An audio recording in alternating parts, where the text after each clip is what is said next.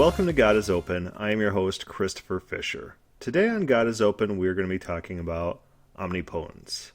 Omnipotence, from the Greek, all power. Omnipotence. Very recently, I was contacted by people affiliated with Thomas J. Oord. And since I read his book and I reviewed his book, The Uncontrolling Love of God, they asked me to write an article in collaboration with the ideas of that book, the ideas of Thomas J. Oord. And for those who do not know who Thomas J. Oord is or his theology, he, I would classify on the far left end of the spectrum when it comes to biblical versus philosophical open theism. He is a dyed-in-wool philosophical open theist, so much so that he'll go through the Bible and he'll grab out ideas, grab out concepts that fit his beliefs, and he'll accept them. And if he's given counter evidence, he'll say something like, that's just not useful for what we're trying to describe here. So his idea is his philosophy kind of overrides the Bible, and the Bible doesn't necessarily tell us literal truth. This approach to the Bible definitely frustrates those who want a more literal approach to the Bible. And there's people who've had interactions with Oord who they've just given up in futility by not being able to be even on the same page. And that's fine. Different people could come to open theism through different perspectives, through different beliefs. Different people can treat the Bible differently, but you just got to know who you're talking to and in what capacity they think the Bible is useful. You have to understand how they use the Bible and in what sense, or else you're going to be talking cross purposes. You're not even going to be speaking to each other in a mutually beneficial way. So Oord is famous in open theism and outside of open theism because he denies that God can act in a unilateral fashion when it comes to human agents. People have free will, and this free will, coupled with God's love nature, means that God cannot act in opposition to man's free will, because that would be unloving, that would be against his character. So associates of Oord's, they contact me because I wrote a review of his book in which he describes this entire philosophy. And they asked me to write an article, a blog post that is in dialogue with the ideas in Oord's book. So I looked at this opportunity, and it was a great opportunity. It's a great opportunity to write about something that I want to write about for a long time anyways, and it's these problem passages in the Bible. Problem passages like the Chariots of Iron. There's an entire atheist site called Chariots of Iron because of one single verse in Judges. Let's read that real quick. Judges 1:19. And the Lord was with Judah, and he took possession of the hill country. But he could not drive out the inhabitants of the plain because they had chariots of iron. That sounds kind of odd. So the Lord's with Judah during the victories. But then what? Does God abandon Judah? And Judah's Israel. And Israel is given the promised land. And they're fighting all these pagan nations. And they're just not able to drive out these certain inhabitants because the text says they have chariots of iron. What is going on in this text? Almost a face value reading of this text kind of gives the reader the impression that God is defeated by chariots. God is defeated by chariots. Hence, my original title for this article, before the editor suggested something more clickable, more intriguing, my original title was The Apparent Lack of Omnipotence in the Bible. I'm fine with the new title. I could defend the new title. And there's people who misinterpret what I say because of this title, but that's fine. But my original title was supposed to be The Apparent Lack of Omnipotence in the Bible, talking about these passages, talking about God's defeats, and passages which kind of indicate that God's empowered people failed. Why is that? Why do we see that happening in the Bible? My second example in the article was the incident with Moab. If we recall in the Bible, there was a famous Moabite named Ruth. An entire book of the Bible is about this Moabite.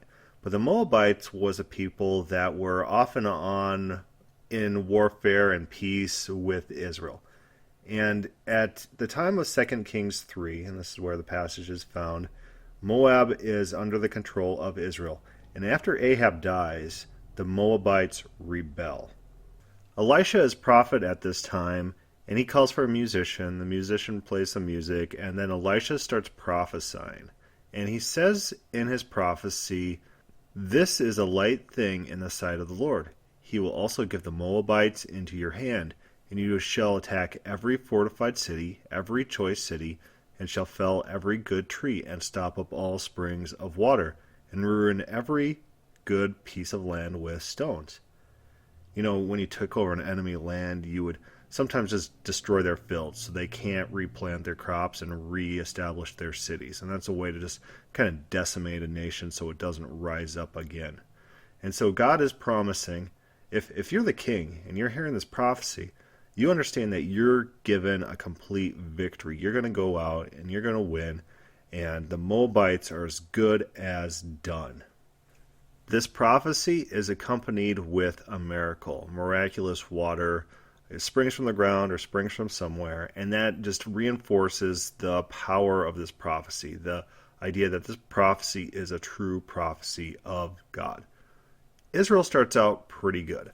They enter the land of the Moabites, and they just start overthrowing cities. They overthrow land, they destroy crops and fields. And this is what 2 Kings 3:26 reads. "When the king of Moab saw that the battle was going against him, he took with him 700 swordsmen to break through opposite the king of Edom, but they could not. Then he took his oldest son, who was to reign in his place, and offered him for a burnt offering on the wall. And there came great wrath against Israel, and they withdrew from him and returned to their own land." So watch what happens here. There's this prophecy that Israel is going to take over all of Moab. They're going to subjugate it. They're going to make sure it never rises again. And what happens? They get to where the king is. You know, they're doing pretty good. They're overthrowing cities. They're taking cities. But they get to the main city where the king is, and the king sacrifices his own son to their god. And then the text says that there came a great wrath against Israel. And then Israel is routed. Their army is routed, and they have to return to their own land. I would really, really be interested in a Calvinist explaining what's going on here, talking about the dynamics of the text and this failed prophecy to try to salvage it. There was one commenter on the article who tried to salvage it. They said, look, they did go into the land, they did overthrow cities, they did destroy fields. That's not the prophecy. That is not the prophecy. It said that they're going to overthrow all their fields. It says they're going to overthrow all their cities. It's basically a prophecy of complete domination of Moab, something that did not happen. And the Moabites resurged throughout history. They even helped King Nebuchadnezzar against Israel in the future. This prophecy is a legit failed prophecy in the text. The text does not describe fulfillment of in the same context, in the same chapter. How do Calvinists explain this? God controls everything, and God has failed prophecies in the mind of a Calvinist.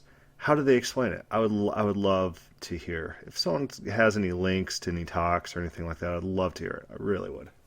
It's sections of the Bible like this which make me believe the Bible is describing actual history, because in spite of what the prophet says, in spite of Israel looking good, they are recording events that make prophecies fail and don't look very good on Israel. Yeah, they're not propping themselves up. What is their motivation to describe this event? It's because that's how the event happened. What gets me are these people who try to salvage these prophecies, and they think that God just speaks incredibly cryptically. Like, God will say something, God will give a prophecy, and even though the general gist of the prophecy says one thing, it makes people believe one thing, the prophecy is just fulfilled through some weird technicality of languages. And it reminds me of the oracles of Delphi. And the oracles of Delphi would give purposely cryptic prophecies. And that way, no matter what happened, they could always say that the prophecy was fulfilled. Oh, if you go to battle, and they're talking to the king, and this is the oracle of Delphi. If you go to battle, a great nation will fall. And then the king goes to battle, and then his great nation falls.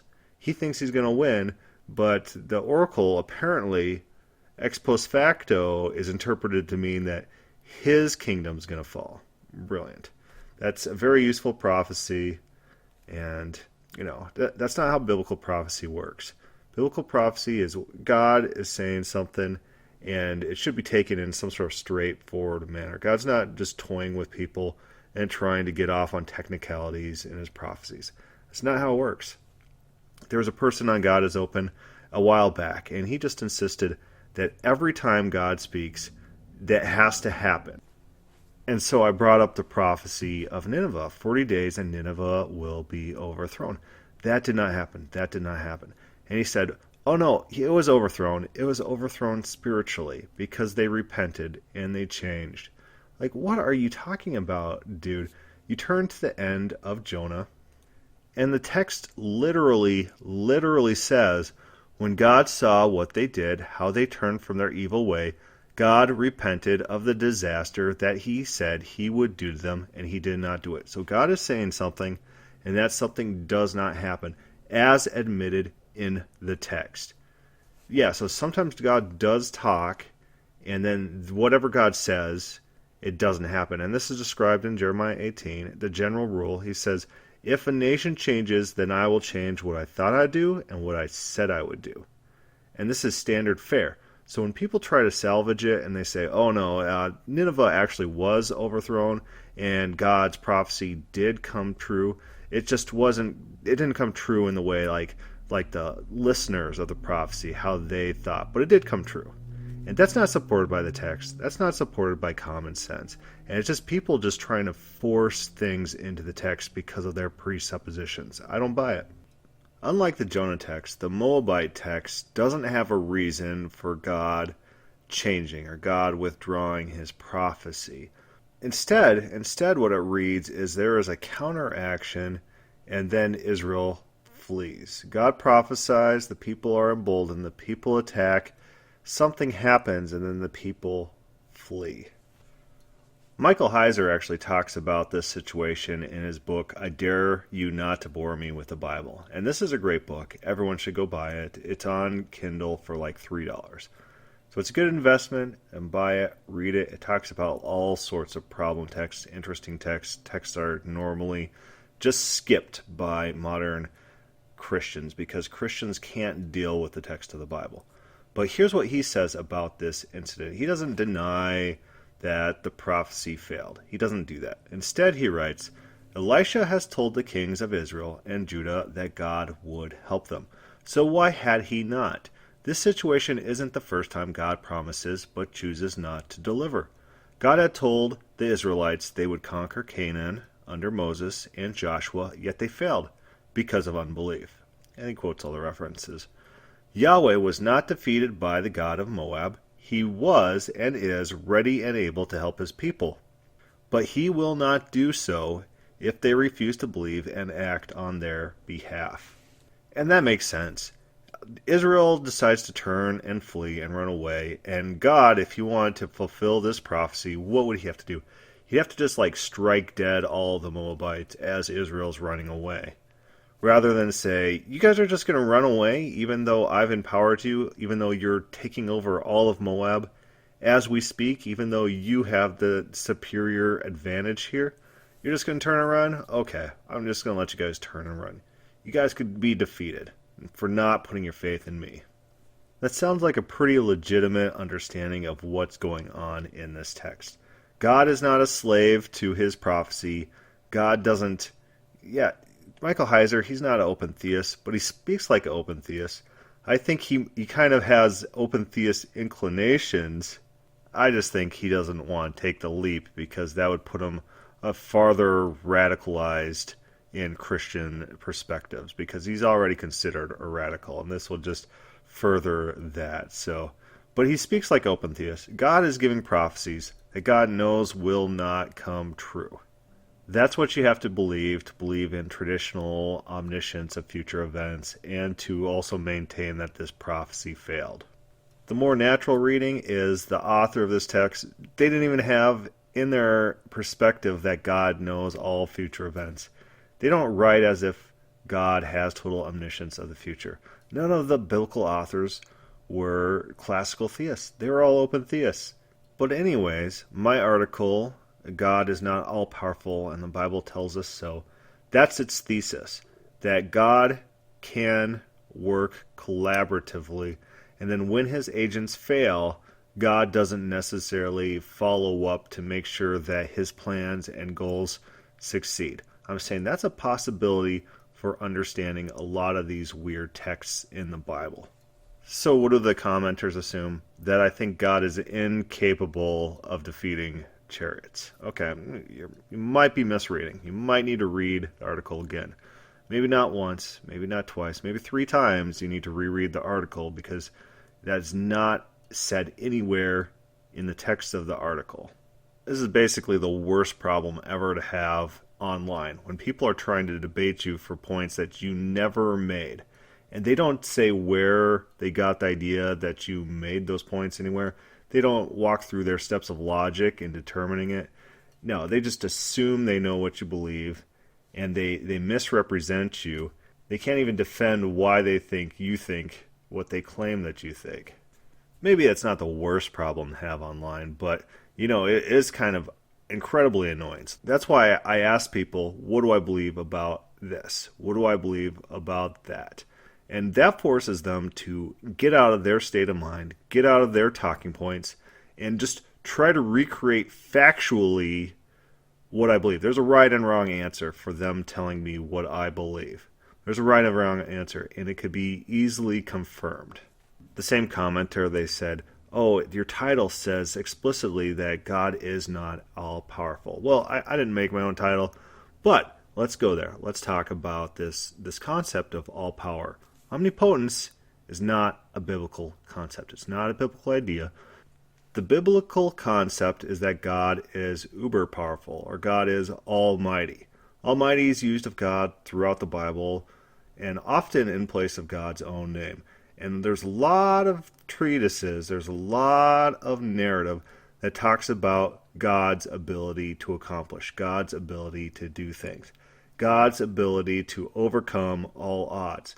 God is very, very powerful. You don't find these rants by classical theists where they talk about, oh, God can do anything but the logically impossible. If you could draw it out in a cartoon doing it, then God can do it.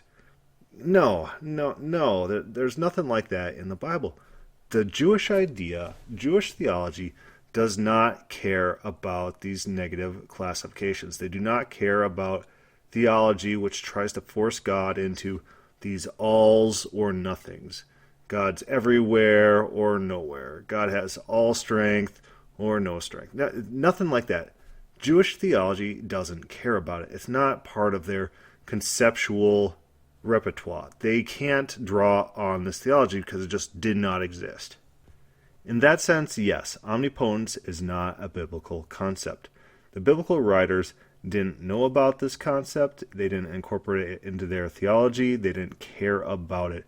It's not biblical. That doesn't mean it's not true. God could be omnipotent, and then the Jewish authors of the Bible just didn't know or care or think it was important enough.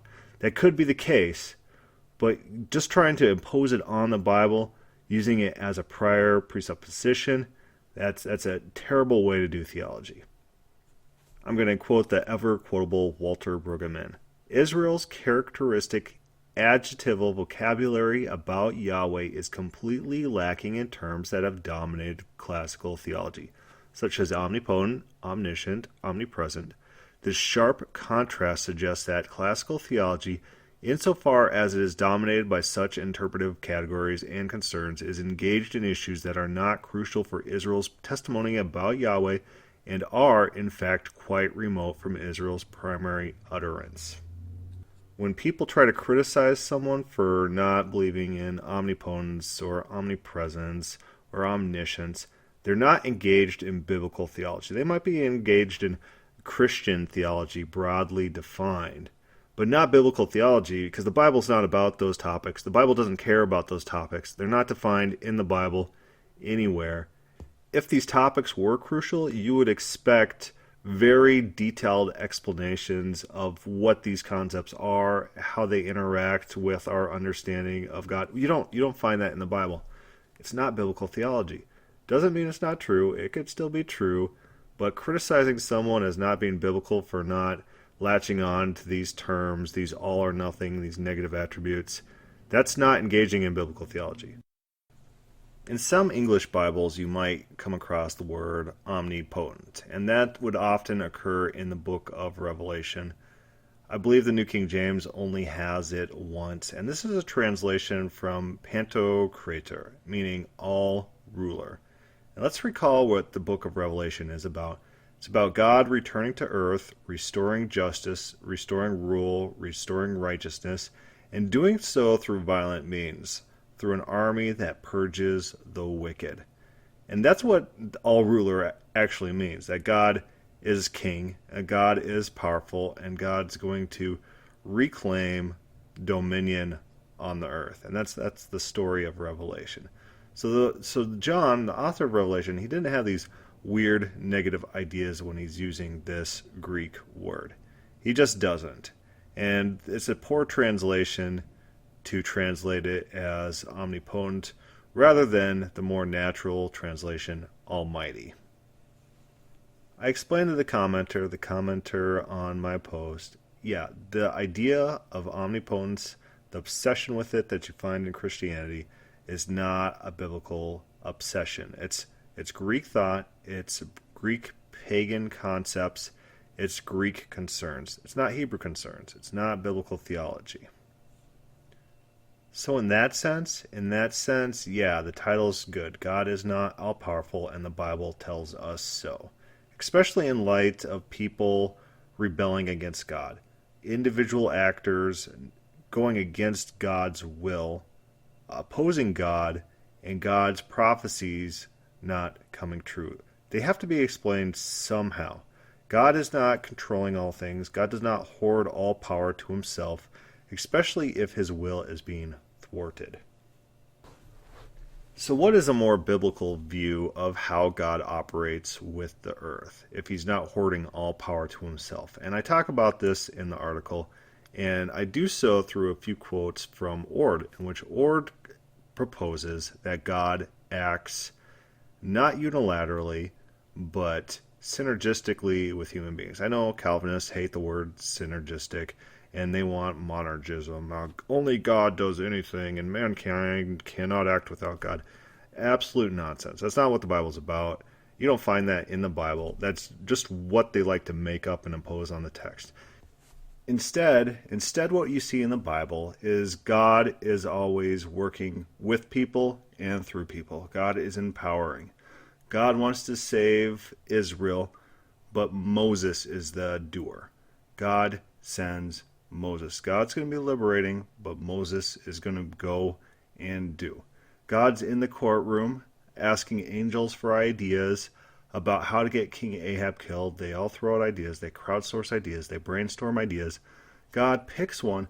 Then he tells the angel, you go out and do. God is the king. God is the sovereign.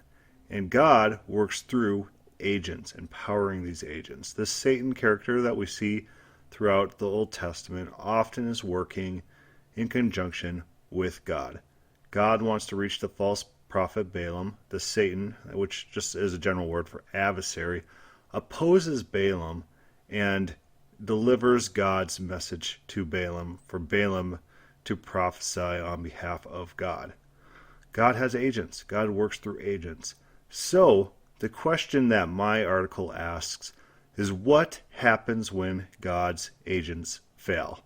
Does God always step in and right the wrong and force his will to happen or force his prophecy to occur? And I propose in this article, no, he doesn't. And with that in mind, if we incorporate that into our theology, that makes sense of so many passages throughout the Bible. It just makes sense that's why some prophecies, they fail.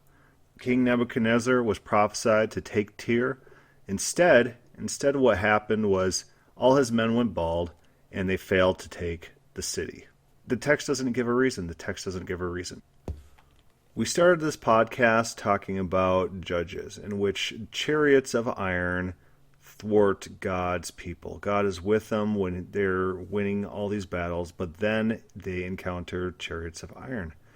So in the context, in the very next chapter, we come across the interesting passage. Then the anger of the Lord was hot against Israel, and he said, because this nation has transgressed my covenant, which I commanded their fathers, and has not heeded my voice, I also will no longer drive out before them any of the nations which Joshua left when he died, so that through them I may test Israel, whether they keep the ways of the Lord, to walk in them as their fathers kept them, or not. So from this very next chapter in Judges, in context, we see this playing out. God had promised to drive out nations, but then decides against it when they fail God. When God's chosen people rebels against him, doesn't have faith in him, they don't do what he wanted them to do, he changes his mind and decides to revoke this promise, to revoke this prophecy, and not enable them. And he's going to use this, leaving the pagan nations. And this is interesting because God's using these people to test Israel, to figure out whether they're going to keep his ways or not. It's a test. And it's a test to get information. It's God acquiring information.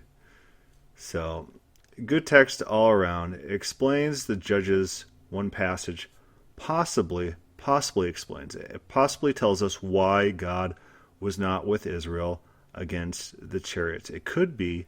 The text isn't explicit. The text has no indication of the reason why Israel failed. But in the context, in the very next chapter, God revokes his protection of Israel because they have rejected God. That could be our answer. I might be jumping around a little, but let's go back to Moses. God sends Moses. God is the enabler. Moses is the agent. And I'm going to read a quote again from Walter Brueggemann about that. The series of first-person verbs, and this is in the narrative of God interacting with Moses to send him to Egypt, the series of first-person verbs indicating Yahweh's resolve, intention, and action is powerful and impressive. I know. I have come down to deliver and to bring up. I have seen. Yahweh is filled with self-assertiveness. Given that, the narrative takes an abrupt and odd turn at verse 10.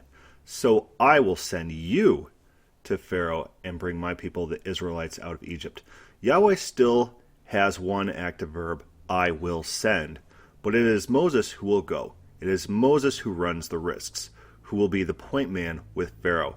It is legitimate to say with Austin Farr, the Hebrew commonly saw divine events as having creaturely agents. We notice that Yahweh's mighty acts, as attested in Israel's core testimony, are considerably changed by the centrality of the human agent and actor, in this case Moses. To be sure, Yahweh is fully present in full power, as Yahweh had promised. I will be with you. Yahweh's commitment and engagement are complete, but now they are mediated. Whereas the great verbs of Exodus 3, 7-9 bespeak Yahweh's direct intervention, in verse 10 it is, I will send you. Yahweh is engaged, but not without human agency. This is literally the story of the Bible. We could pull out example after example of God using human agents, God using angelic agents, God using agency to go out and perform his miracles, perform his works. God is the king, and God uses intermediators to effect his will on earth. This idea, so prevalent in the Bible, is very counter to ideas of Calvinism in which God controls and regulates all things, and God is a meticulous control freak. No, sometimes these agents fail, and God doesn't right the wrongs, and prophecies fail as a result. We need to note two things about these prophecies. First, these prophecies are still included in the Bible. The authors of the Bible, they didn't have this revulsion to failed prophecy that the modern Christians have, and they often put it in the Bible without explanation of why prophecies fail. That needs to tell us something. That needs to inform our views on the mindset, the theology of the ancient writers of the Bible. The second thing is these types of failed prophecies only work in the context of open theism. If God foreknew all of the future and he foreknew that his agents would fail and he wouldn't even follow up on that wrong, and then God makes a prophecy, how is that not like a lie? God knows that in no way would that prophecy be fulfilled, and he still gives it, and his agents fail. Only open theism has an answer for this type of problem. So if anyone were to get two things from this podcast today, number one is that the Hebrew mindset was not obsessed with Greek categories. They're not obsessed with negative theology, theology which tries to classify God as having all power or being nowhere, or these extreme negative theologies. That's not the Hebrew theology. That's not the Hebrew mindset. They didn't even have that available as an option on which to draw. The second thing is that God works through agents throughout the Bible. God continually works through agents. He works through Moses. He works through King Nebuchadnezzar. He works through Israel to attack the Moabites. He works through agents. He often uses angels to accomplish his will. God works through agents, and sometimes those agents fail. They fail God. And often God just lets that failure stand. That's what we see in the Bible. That explains all these odd passages. We are about out of time. If you have questions or comments on today's podcast, feel free to put that on the God is Open webpage or start a thread on our Facebook companion page, God is Open. Thank you for listening.